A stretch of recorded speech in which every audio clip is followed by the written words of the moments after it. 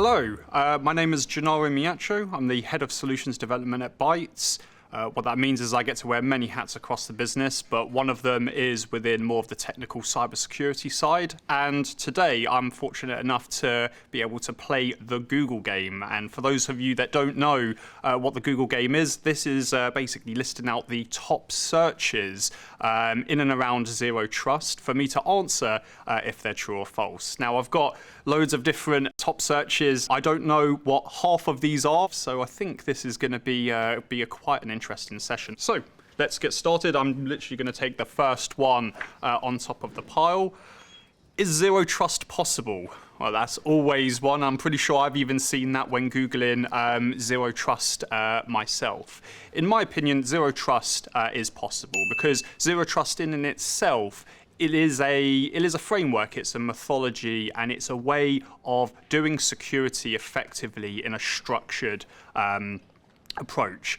I certainly don't believe anything in IT is impossible, especially when it comes to planning a framework such as this. So let's move on to the next one. Is Zero Trust widely accepted? That's definitely an interesting one because I think it really depends on the definition of accepted.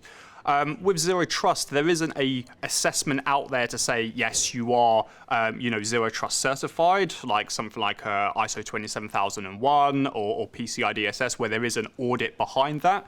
But at the same time, more and more businesses are referencing Zero Trust and Zero Trust architecture in their security requirements for other customers. And also, when you speak with other customers or partners and say that I am moving towards a Zero Trust model, people understand this. They know the direction that you're going to, and they know that you're going towards the three core pillars of Zero Trust. So, next one. Is Zero Trust specific to cloud security? I can definitely say that this is 100% false. Zero Trust isn't specific to cloud security. Zero Trust, in fact, if anything, is probably more specific to your users. You're going in there with this methodology and mindset of not trusting the users. But in terms of scope, Zero Trust applies to everything on-prem, everything in the cloud, every single device and asset that is out there within your estate. So no, it is definitely not specific to cloud security. That was a very easy one. I liked that one. Can we have another one of those? Okay, let's have another go. Is Zero Trust a framework?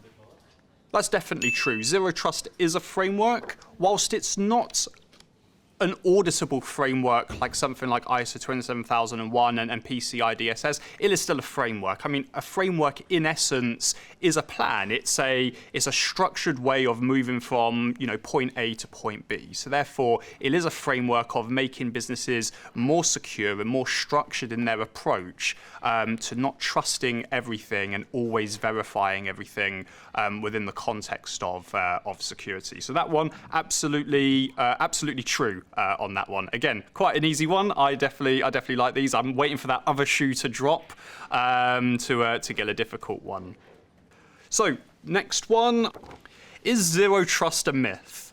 I really like this question. And the reason why I really like this question is originally when I heard about Zero Trust, I actually thought that it was a myth. I thought, oh God, here we go. More marketing spill to try and sell as much security as possible. But as more and more organizations and more vendors and suppliers and known businesses out there have taken Zero Trust quite seriously, it's become a lot more defined. So it's actually moved from that myth and marketing stage all the way up to actually something that's quite well defined.